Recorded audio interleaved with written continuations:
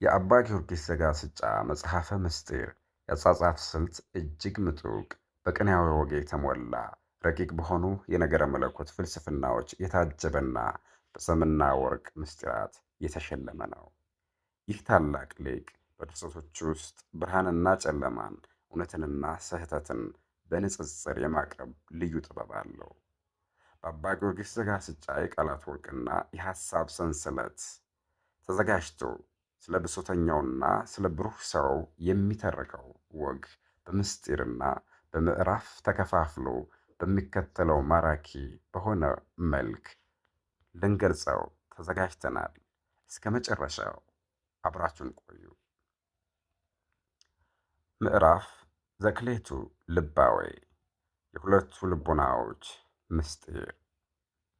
በስመ አብ ወወልድ ወመንፈስ ቅዱስ አሐዱ አምላክ አሜን። አስቀድመን ስለ ሁለቱ የሰው ልጆች ባህሪ እንናገራለን። አንዱ በጨለማ ቅጥነቱ ውስጥ የተሸሸገ፣ ሁለተኛው ደግሞ በብርሃን ስፋቱ የደመቀ ነው። እነርሱም የብሶት ጽዋን የጨለጠው አባ በሶና የተስፋን ወይን የጠጣው ብሩሁ አጥናፉ ናቸው። አባ በሶ የነፍስ ጨለማ ትምክህት። አባ በሶ ልክ እንደ ማኒ ከሃዲ ነው። ማኒ ብርሃንና ጨለማን እንደሚለይ አባ በሶም በዓለም ላይ ጨለማን ብቻ ለይቶ ለማየት ይተጋል። የእርሱ ልቦና በስነ ልሳን ጥበብ ሲፈተሽ ሆዱ ሻከረ የተባለለት ነው። ይህም በቂም ድንጋይነት የበረታ በቅሬታ እሾህ የታጠረ መሆኑን ያሳያል።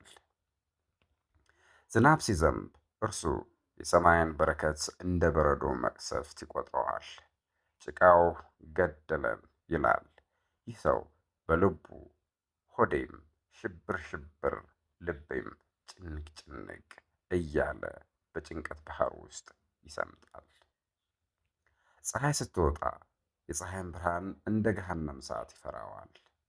ቆዳዬን ጨረሰው በማለት በፈጣሪ ሥራ ላይ ያጉረመርማል።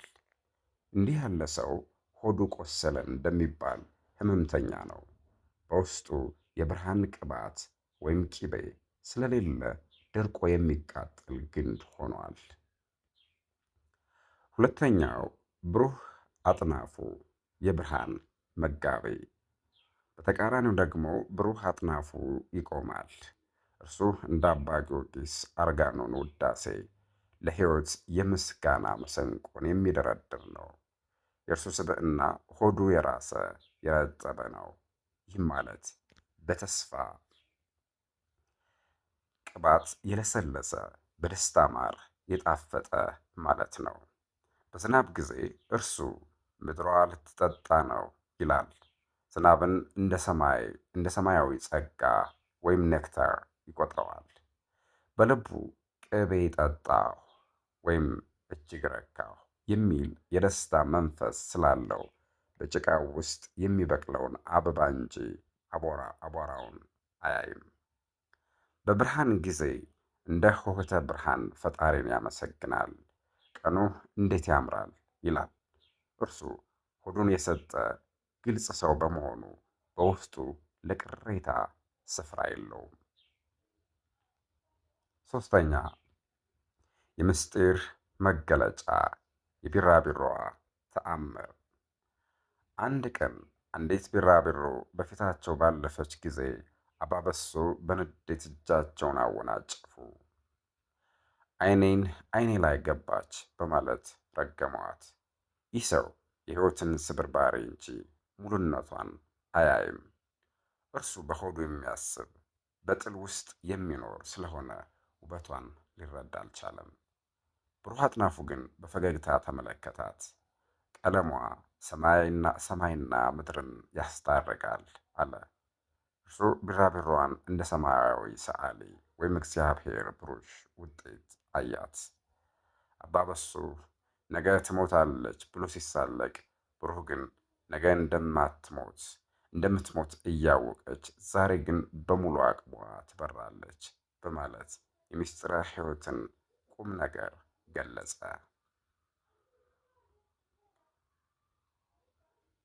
የትረካው ወርቅ ወይም ማጠቃለያ አባ ጊዮርጊስ ዘጋስጫ መጽሐፈ ምስጢር ላይ እንደሚለን ሰው የእግዚአብሔር ፍጥረት በመሆኑ የማይሞት ነፍስና የማሰብ ችሎታ አለው። ነገር ግን ብሶተኛው ሰው ነባቤ ተናጋሪ ቢሆንም ንግግሩ ጨለማን ይወልዳል። ብሩህ ሰው ግን ንግግሩ ቃል ሆኖ ብርሃንን ያበራል። በዚህ ወግ ውስጥ የምንማረው ታላቅ ምስጢር ይህ ነው። ዓለም የምታያትን እንደ ሁኔታዋ ሳይሆን እኛ እንደኛ ማንነት ነው።